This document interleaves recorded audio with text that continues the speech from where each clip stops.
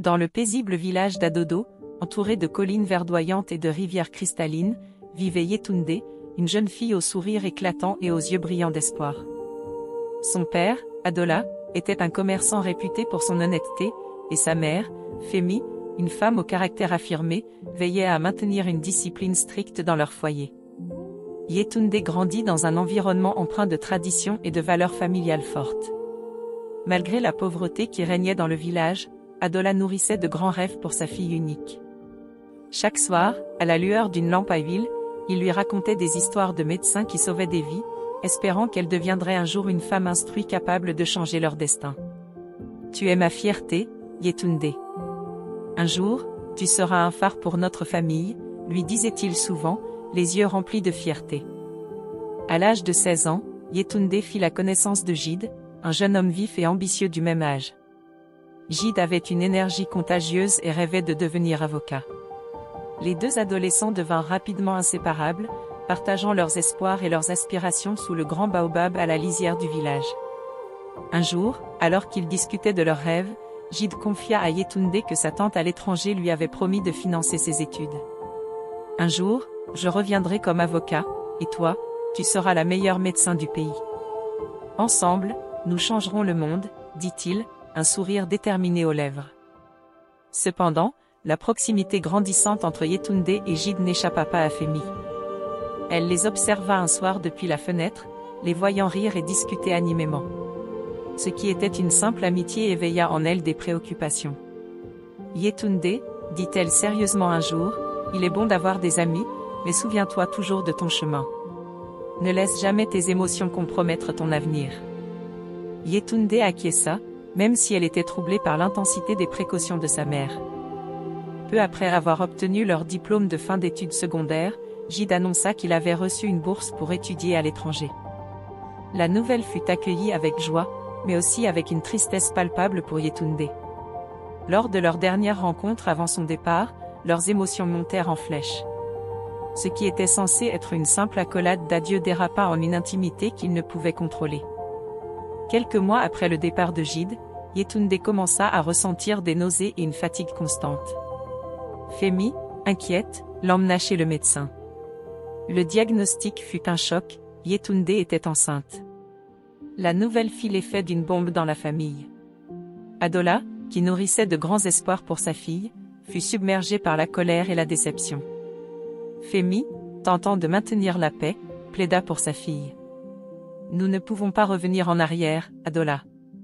Aidons-la à surmonter cette épreuve, dit-elle.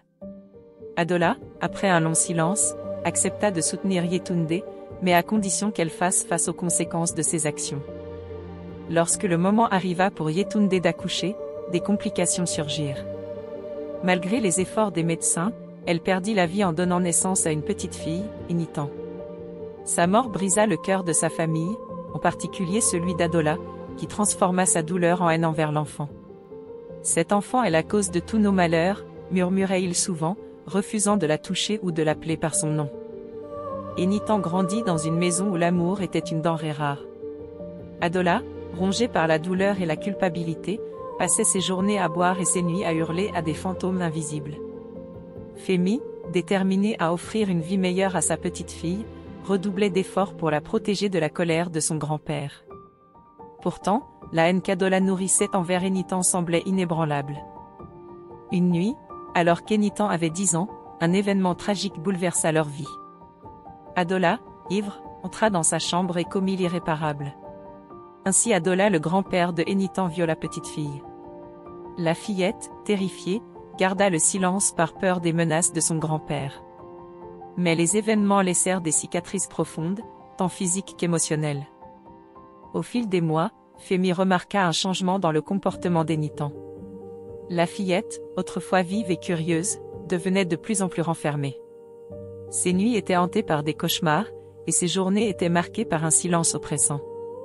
Femi tenta de comprendre ce qui se passait, mais Enitan refusait de parler. Un jour, Gide, de retour d'études à l'étranger, rendit visite à la famille. Il était maintenant un avocat prospère, mais il fut frappé par l'atmosphère pesante de la maison. En voyant Enitan, il sentit une connexion immédiate, sans savoir pourquoi. Sa présence marqua le début d'un processus de révélation et de confrontation. Avec patience et persévérance, Gide gagna la confiance d'Énitan.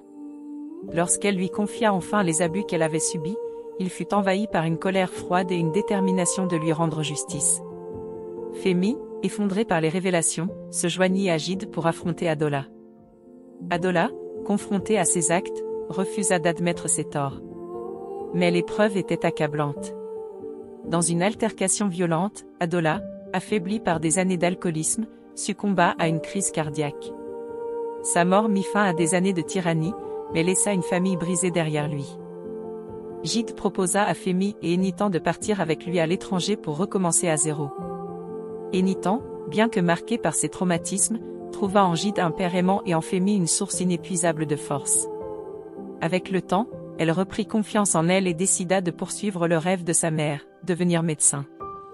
Des années plus tard, Énitan, maintenant médecin, retourna à Adodo pour offrir ses services au village qu'il avait vu grandir. Cette histoire est une illustration poignante de la résilience face à l'adversité, du pouvoir de la vérité, et de la nécessité de briser le cycle de la douleur et des abus. Elle enseigne que le pardon et le soutien peuvent transformer les blessures les plus profondes en force, et que chacun mérite une seconde chance pour reconstruire sa vie. Yetunde, brillante et prometteuse, elle a succombé à l'erreur humaine et en a payé le prix ultime. Sa tragédie rappelle l'importance de l'éducation sexuelle et du soutien émotionnel pour les jeunes. Adola, son amour inconditionnel pour sa fille s'est transformé en haine irrationnelle envers sa petite fille. Il aurait dû chercher des moyens de surmonter sa douleur plutôt que de laisser la haine le consumer. Fémi, malgré sa douleur, elle a montré une force incroyable en protégeant Énitan. Elle incarne la résilience et le courage maternel face à des épreuves inimaginables. Gide, son retour et son implication dans la vie d'Énitan montrent que même après des erreurs, il est possible de réparer et de contribuer positivement. Son rôle est essentiel dans la rédemption de la famille. Énitan, sa transformation de victime à survivante et finalement un modèle de réussite inspire l'espoir.